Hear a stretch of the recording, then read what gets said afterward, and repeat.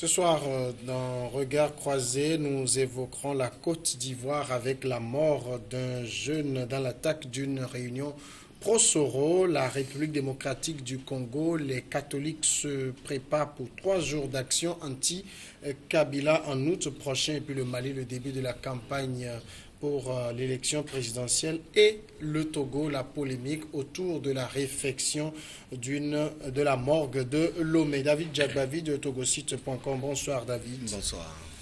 Credo Tété, directeur de publication Les Médiums. Bonsoir Credo. Bonsoir Samuel, bonsoir David. Côte d'Ivoire. Un mort dans l'attaque d'une réunion pro-Soro. C'est un étudiant qui a été tué samedi dans l'attaque d'une réunion d'un mouvement de jeunes proches du président de l'Assemblée nationale, Guillaume Soro, à Korogo, dans le nord du pays, fief du président Alassane Ouattara. Une assemblée générale des jeunes du RACI, c'est le réseau des amis de la Côte d'Ivoire, un mouvement créé par le député Mamadou Kanigui Soro, proche de Guillaume Soro, a été violemment perturbé par un groupe de jeunes cagoulés. C'est le président du comité d'organisation Soro Ouanlorougo qui a donné l'information. David Djagbavi, est-ce qu'il faut voir juste un acte isolé ou bien c'est la résultante des tensions politiques préélectorales? Bien évidemment, c'est pas la première, la première crise. Cette crise est née depuis un bon moment déjà, à partir des supputations qui sont faites sur la succession de Alassane Ouattara en 2020. Des gens parlent de l'envie de Guillaume Soro d'aller aux élections présidentielles. C'est vrai que l'homme ne s'est pas encore prononcé officiellement, mais au sein de l'entourage du chef de l'État, il y a une forte guerre qui oppose tous les protagonistes successeurs potentiels de Alassane Ouattara. Donc cette réunion qui a été organisée par ce réseau n'a peut-être pas plus à l'autre camp qui rapidement envoyait ses éléments. L'autre camp, c'est le camp du chef de l'État? Pour le moment, rien n'indique que c'est les éléments proches du chef de l'État, mais c'est quand même des adversaires politiques de Guillaume Soro, puisque c'est des gens qui sont venus perturber cette réunion. Donc c'est un signal, un message fort que ces personnes ont voulu faire passer. Aujourd'hui, la Côte d'Ivoire est sur une braise qui risque d'emporter beaucoup de personnes si le gouvernement actuel et Alassane Ouattara ne font pas attention. Parce que depuis très longtemps, des gens nourrissent des ambitions pour succéder à Alassane Ouattara, même déjà dans le camp du président, de l'ancien président Bédié. On réclame le retour de l'ascenseur.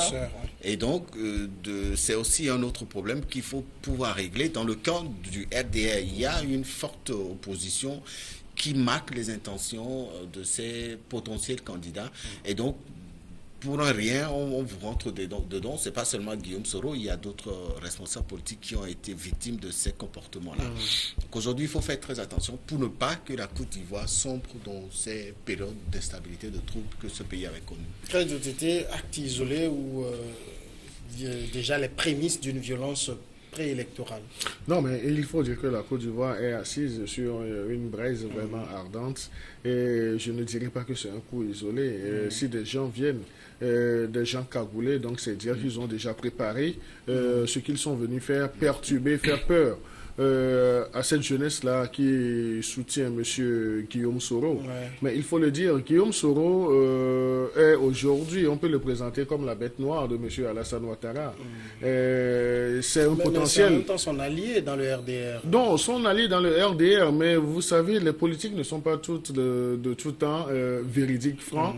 Eux, ils ne connaissent pas ce qu'on appelle la franchise, la sincérité. Donc tous les coups sont permis lorsqu'on veut atteindre un objectif. Vous aurez, il y avait l'année passée des éléments qui s'étaient révélés au grand jour. Le problème de M. Guillaume Soro du côté de la France, où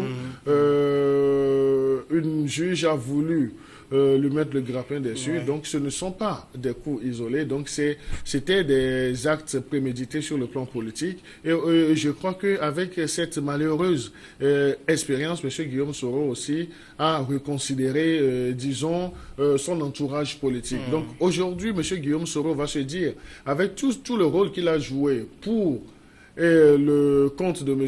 Alassane Ouattara, si nous considérons le début même de la rébellion, parce que M. Guillaume Soro s'était présenté comme ce leader qui revendiquait la rébellion, mais tout le monde savait que M. Alassane Ouattara était caché quelque part, qu'il était l'un des instigateurs. Donc si on veut laisser de côté les puissances politiques internationales. Donc, et avec ce qui se passait, avec cette intention déclarée encore, même si c'est biaisé de M.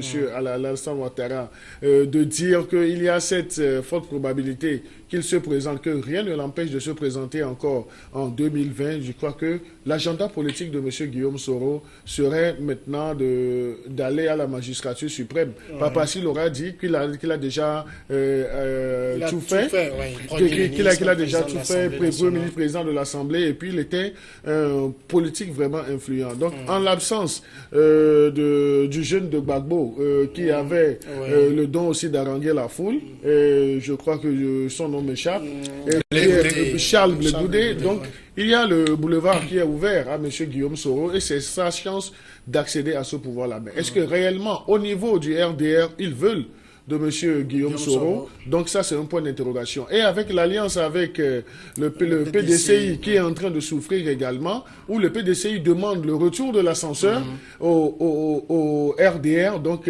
c'est dire que le RDR ne peut pas aujourd'hui encore prétendre positionner Ouattara ou bien un autre membre du RDR. Donc ça doit arriver au PDCI. Et lorsque il y aura ce candidat du PDCI, attendez-vous que la candidature de M. Guillaume Soro aussi soit déclarée. Donc, il faut dire, ce sont des actes, pas isolés, mais d'intimidation. Et malheureusement, ça se solde par le sang qui est versé. Donc, c'est ce que nous déplorons dans les politiques africaines. Alors, David Diababi, est-ce que déjà cette réunion des jeunes du réseau des Amis de la Côte d'Ivoire est une sorte de pré-campagne? Guillaume Soro est en train de préparer le terrain déjà?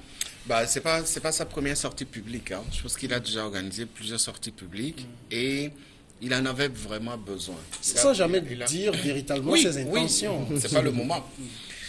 La prochaine élection, c'est en 2020, donc il y a du temps. Donc, c'est pas le moment, il n'a pas encore... En tout cas, aucun candidat ne s'est encore déclaré officiellement, hein, sauf le président Ouattara. Voilà, Ouattara qui avait voulu mélanger encore les gens en déclarant qu'il peut encore se présenter après 2020. Je pense que Guillaume Soro a besoin d'aller à la rencontre de ses sympathisants. Après tous les soubresauts qu'il avait rencontrés, vous vous rappelez de cette histoire de cache d'armes qui a été découverte au domicile de ses proches. Voilà. Et donc, cela a fragilisé un peu cette mobilisation qu'il avait voulu manifester à l'endroit de ses sympathisants. Tout ça, c'est aussi à mettre dans les coups les petits coups bas. Nous sommes sur un terrain politique. Hein. Jusqu'alors, aucune enquête n'a déterminé les responsables de ces actes-là, mais nous sommes sur un terrain politique et en Afrique, il faut s'attendre à tous les coups. Il faut faire très attention parce que pour rien, on vous traduit, voilà, on vous traduit d'un honnête citoyen à un malfrat ou à un bandit de grand chemin parce qu'on n'a pas envie que vous veniez déranger le pouvoir de quelqu'un. Et donc, Soro aujourd'hui a besoin de ces différentes mobilisations parce que il doit aller rencontrer son peuple, si moi je l'appelle, enfin moi je veux bien l'appeler son peuple parce que très bientôt il va peut-être quitter le poste de président de l'Assemblée pour aller au poste de président de la République de ce pays. Soro a besoin justement de redonner confiance à ses sympathisants, d'aller les rencontrer pour véritablement échanger, poser les bases des problèmes qui minent aujourd'hui la scène politique ivoirienne. Ce n'est pas une pré-campagne, même si cela est considéré peut-être par ses adversaires politiques comme une pré-campagne. Il n'est pas le seul à l'avoir fait. Le PDCI l'avait organisé, le RDR avait organisé dernièrement un congrès qui a été interprété comme une sorte de pré-campagne, etc.